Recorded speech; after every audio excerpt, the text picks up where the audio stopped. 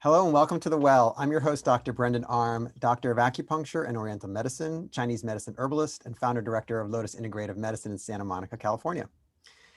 There's a wealth of health-related information out there, and I'm joined today by this wonderful group of integrative and holistic medical doctors and practitioners to share some of our favorite wellness tips. Please let me introduce you to Bianca Rodriguez, a holistic psychotherapist, Dr. Heath McAllister, a naturopathic doctor and registered herbalist, and Dr. Rob Krochmal, a medical doctor and a practicing physician who is board certified in family medicine, nutrition, and integrative and holistic medicine. So let's begin. Today's topic is it time to reopen schools? So this is a big one. This is something that's on a lot of people's minds. I mean, we have 3 children, 2 of which are school age, one of which actually goes to preschool currently at a Montessori school with reduced numbers. But in terms of reopening public schools, that's been, on everyone's mind. I mean, it's a strain on so many families to have kids at home when parents work. And it's also a strain for children socially because they don't get to see friends. They don't get to have normal recess and interactions. And some people may not learn through screens. The counterpoint to that is that we just recently kind of had our peak in COVID cases, and that children, anyone under 16 is not eligible for any of the vaccines that are out. Right now, there's currently 3. There's the Pfizer, Moderna, and the Johnson & Johnson. But if you're under 16, you're not eligible for the vaccine. So if you go back to school, and undoubtedly there's probably going to be, spikes in cases. And how do we handle that? Is that going to shut schools back down and cause more chaos? Is it going to cause deaths? Is the risk worth is the risk worth it? And even if we don't go back to school, is coronavirus something that's ever going to not plague us in the sense of new strains, just like the flu virus? Is it going to come back year after year? So are we ever going to be able to wait it out, or is it just inevitable that it's going to rip through our population? So that's like, okay, take it, guys. Well, I have many thoughts on it. I just heard a lecture or a talk yesterday by Dr. Fauci talking about we need to get somewhere between 70 to 85% to get that herd immunity, or to get, this thing under control. And we don't even just live in we're not just talking about our country. I mean, I suppose if everyone's just to stay in our country, then that would be 70, 85% in this country. But this is more now a global thing. So now you're talking about trying to get these high numbers before getting back to life worldwide, which is a big challenge. So I think we need to find a way to live and to get back to life as best we can. I'm personally in the favor that kids need to go back to school. I've always been. I think that's frontline workers. I think that children's education is essential for all the above. I never shut down my personal practicing patients. I have some thoughts whether schools should have ever shut down in the first place. So I think they should reopen. Why do I say that? I mean, we're pretty fortunate, and our kids are getting by pretty well. A lot of kids are not. A lot of families are not. I just had a patient yesterday who has a business in a more deprived part of LA, where they don't really, even in her business and in the residents around her, they have a hard time getting internet. So yeah, if the schools could give out iPads, that's great. But if they can't get online, then how are they going to Zoom? So for those families, just the challenge of just getting online in order to be able to get education can be a tough hurdle. Not to mention, the strain it puts on the family because they have to supervise the children, then they can't work, or perhaps they're out of work, so maybe it's double. Not to mention that the close proximity of everybody not getting there's a lot of domestic abuse and addiction. All these things are going up. So I think we need to get back to some semblance of reality, or get them back into school. Now, does it mean like the numbers are going to go up? Probably yes. Will there be pods of children that get sick? Probably. Will there be deaths? Probably. Will there be lawsuits? probably. That is the worst. But you're comparing that to what's going on now, and I think the millions of children that aren't getting the proper education, you have to weigh the two. And in my gut says the education, it needs to happen. And now we're very fortunate here in LA that, we're like my alma mater, Wesleyan University in Connecticut. They opened 2 days ago to have schools, kids back on campus, in classes, indoors. And it's, January, February, so it's probably snowing and really cold there. So it has to be indoors. We're in LA, for example. We could have been, and we could be outdoors all year round, and they could have tarps, and they could be, doing their checks, and they could be, social distancing or physical distancing, and they could be wearing masks, all these things to reduce it and help it. And being outdoors would be a significant help. So I think, I was part of a conversation last night. Should there be people gathering at their schools demonstrating to, the whatever bureaucracies at the schools or the teachers' unions, to take the parents and the children's interest to heart and factor that into the conversation, as opposed to needing to wait until all the teachers become vaccinated, which will take a very long time. I would probably attend one of those rallies at my local school. I don't think it's a good idea to everybody to rally, downtown LA in one area. But I think if they did it at the respective schools, and got the media there, and they were demonstrating the importance of getting back to school, I think it might put a little more fuel under the rumps of the people who are making the decisions about opening schools again. So I'm very opinionated about it. I mean, Yeah, I think you're going to get major pushback on that from Understand. people that are still really scared. And, it may not matter to you unless your child dies, from COVID. So that's the counterpoint, is that, how many. Keep in mind that it's one in a million kids. Yeah. One in a Sorry? million? Kids are, it's 1 in a million kids that die. Sure. So that we're not, fortunately with coronavirus, we're not talking about being a risk for kids, really. Oh, well, I think the big concern is like, what about the teachers? It's like teachers are, I think we're all realizing during this that, our definition of essential workers needs to change and people need to be paid, right? I mean, teachers are one of the lower paid, professions. And it's like, I know teachers and I work with teachers and they're like, I'm not going to put my life at risk because it's not worth it. And I think what we're seeing is, we're seeing kind of like this, kind of like backlog of all of the probably irritations and annoyances that teachers have at how unfairly they've been treated. I mean, they really need to, they work, yes, they have the summers off, but they're in charge of doing one of the most important jobs in the world. In the world, you're educating children. And the fact that you're not getting paid a livable salary in a lot of these cities like LA and New York, I think is completely absurd. And I think that's a lot of the problem, is that a lot of the teachers are like not in a rush to go back, because it's like, you're paying me X amount to put myself at risk, to put my life at risk, to work so hard and trying to figure out this new way of being. And so I think that's a big piece that we need to look at as well. And Well, that's a good Rob, to your point about what is 100,000 kid, 1 in a million. Mm-hmm. That may be true. However, those kids can be vectors for other susceptible populations. So like, you're going to mix a whole bunch of kids together that are going to distribute coronavirus to grandpa, and now grandpa dies. So it's not, I don't think you can just isolate it to that. And I agree with most of everything that you said, Brendan, in terms of the benefit to kids and the benefit to communities, and the access to internet, and all of that applies. And so we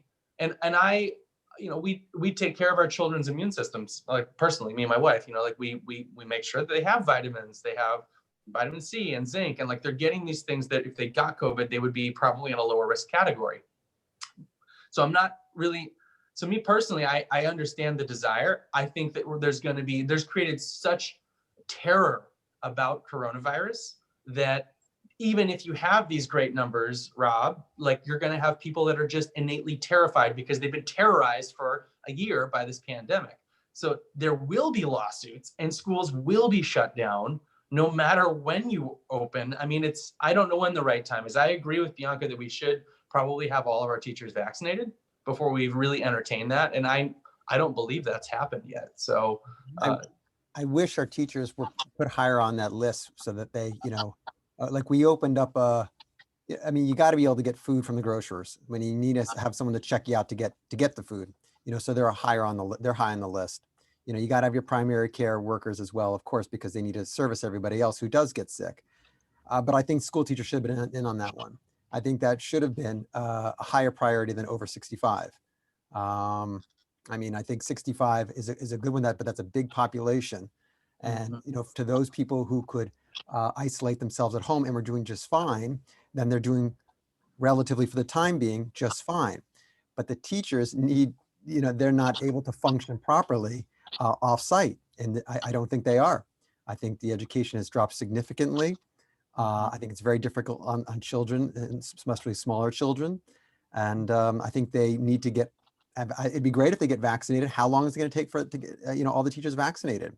I mean, are we talking anytime before the end of the year of May, June this year?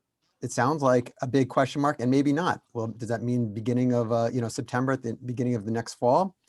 A big question. All these things are question marks. And I get a text messages and emails and voicemails every week from Austin Butner, which is the LA superintendent, I believe, saying, the plan to reopen. And it gets my hope up every time. And I don't even go to them anymore. And I don't listen anymore because it's always the plan to reopen. And he's been talking about that for a year and we haven't reopened. And I don't know when we're going to reopen. So it's a little frustrating as a parent of two that are in elementary school.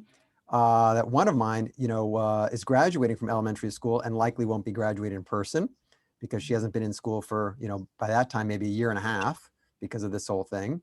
And I think it's is it a Yiddish term? It's a shanda, it's a shame. I think they've have not done a good job of, it's not the choice I would have made. I would have made a plan, try to make a plan to get those schools open, get the teachers vaccinated sooner, as soon as possible, and use whatever we can to mitigate or lessen the outbreak. That might mean outdoor schooling. It might be smaller groups. It might be staggering. It might be obviously mass and distancing, et cetera. What they're doing. One of my closest friends, I grew up in Westport, Connecticut. She's got an elementary age kid, 7 years old, and they are doing various things. And I think that's the main theme of all of our talks that we've had during this time regarding COVID is this is an experimental time. We do not have the answers. We've never been in this situation before. And it's like it's gonna be messy. It's gonna be like my friend will tell me, oh, okay, my daughter is now in school half days. Oh, one kid in her class tested, somebody in their family. So now they're not. And then they're going back. And it is a pain in the neck to continue to navigate that. But don't our kids, aren't the kids worth it to be trying to, figure it out? And I think coming together as a community, and yes, Keith, you're totally right. There are always those people. There's, everybody's on the spectrum that are terrified, that are, maybe they're prone to, taking legal action. And the school system has dealt with that always, whether it's COVID, whether it's bullying, whether it's whatever the hell's going on in the school system. So I think this has much more to do with like an entire structural kind of overhaul and, beginning with paying teachers more, beginning with looking at accessibility, like Brendan said, that if it is going to be a combination of in-person and not, it's like we need to get Wi-Fi into these neighborhoods. I mean, this is a huge systemic issue that I feel like I'm hoping it's waking people up to the fact that we have got to do better. I would propose that we focus our energies on reopening in the fall, because to all of your points, I think the forces are such that, I mean, the reality is, I think it's good to push for it on some level, but the reality is that I hate to be pessimistic, but that they're not going to open this year. That's my opinion based on everything that you said. But to start in the fall, another school year, and I know that's in the future, and not have in-person school, to me would be a tragedy. So if we can focus on what do we need to do to reopen in the fall so that we don't start another year where our kids are falling behind. And we have done, we've done a good job. There's still the people out there that are denying that there's even a virus. So there's the people that have no fear or a complete denial that a virus is even out there. And yet, on the other hand, we have done a good job, let's say, of showing that coronavirus is not just a flu virus, that there is reason to have some fear. But we've also, I think, focused so much on the fear of the virus and not done a good job on recognizing the consequences that that not going to school and all the other aspects of the shutdown have had. And just in terms of our kids on their mental health, kids that are committing suicide that can't play even just after school sports, something that's outdoor and that's relatively low risk. Even the CDC and the WHO have kind of dragged their feet to recognize that this is an indoor transmitted virus. Not to say it can't be transmitted outdoor, but we've known since last March that this is aerosol driven. It's not the 6 feet thing that the droplets fall to the floor. So there are ways to all your points again, to mitigate the schools, without necessarily having to completely transform the ventilation systems. You can get air filters, HEPA filters that filter out the virus. And there is, to some extent, there is research from around the world where schools have opened that, yes, kids can get it. Yes, some kids can get sick or die. That's a low percentage. Yes, that's all true. But it does seem that kids will transmit the virus less than adults or other population. And so my focus would be on the fall. And one more point, not to make the perfect the enemy of the good, but there's all the other things to consider too, in terms of educating our kids. Like, do we have them wear masks? And Sorry, gang. it is really important for kids to have facial contact, see the expressions of their teacher and the expressions of the other kids. Now, if you can do small groups and you can do masks and then they're in school versus another year where they're online or not even able to access in certain areas any internet, that's going to be better than nothing. But I do think it would be extremely tragic if no matter what happens with these variants and where we're at with the virus next year, to your point, Dr. McAllister, that this may end up being something that we realize, like, you can't just keep waiting it out. On some level, you have to get back to a normal, whatever that new normal is, life. Yeah, we're constantly weighing the risk versus the benefits. And I think that it's just like really a day by day, week by week thing. But just hearing you say the focusing on the fall to me felt like, ooh, that feels kind of good in the sense that like there's a solution. And if everybody's putting their efforts and maybe focusing on, how can we do that? It gives them hopefully enough time for that to happen. But yeah, and I think Brendan and Rob, you guys have come up with some really good, solutions. Like Brendan, you're like, oh, well, in places that can have class outside, let's have class outside. Like, that's great. Rob, you mentioned the air filters. I think it would be great if we actually put some research money into looking if there's any essential oils that can inactivate the virus, and you could actually have that as a diffuser.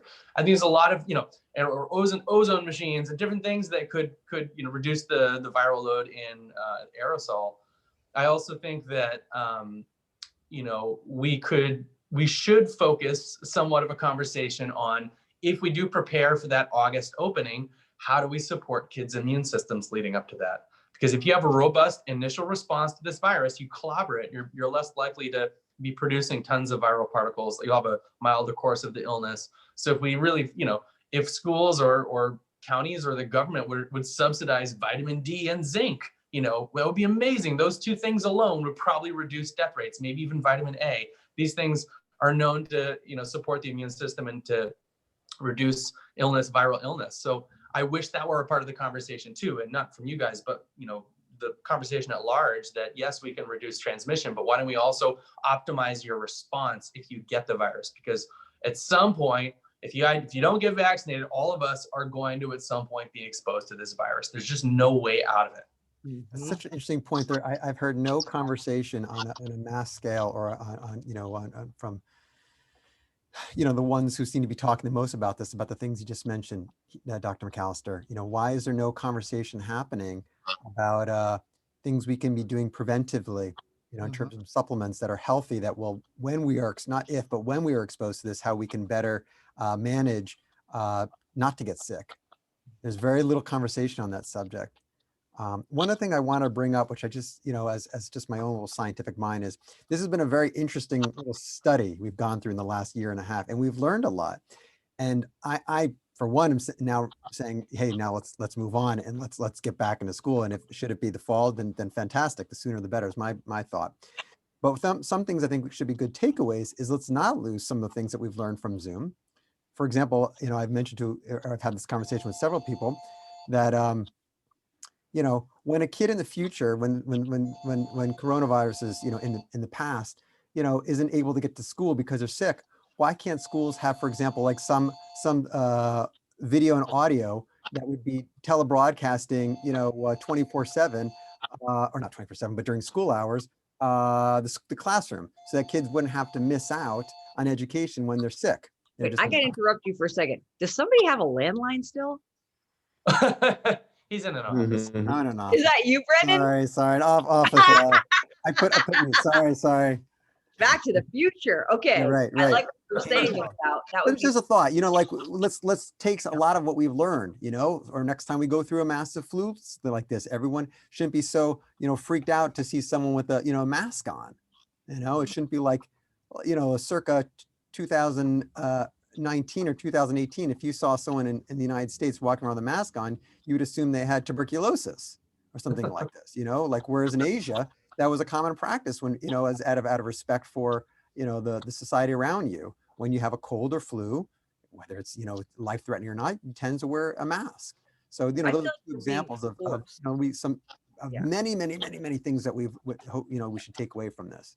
But to circle back around with that, and I know we have to end, but the whole mask and the whole hand washing thing is like, we've all been forced into thinking about prevention versus, right? And I think that's the biggest thing that all of us agree with, being that we're holistic and integrative practitioners, is we're always looking for, how do we help people build up resources so we can prevent a lot of these things? And I think one of the biggest kind of criticisms of Western medicine is that it's about fixing, the one symptom. It's about coming in afterwards. And my hope is that, one of the big takeaways is that we have learned more about, like, a lot of these things are preventative. And I think that's what they've said too. One of the reasons, COVID has hit us so hard and there's been so many deaths is because there is so much comorbidity.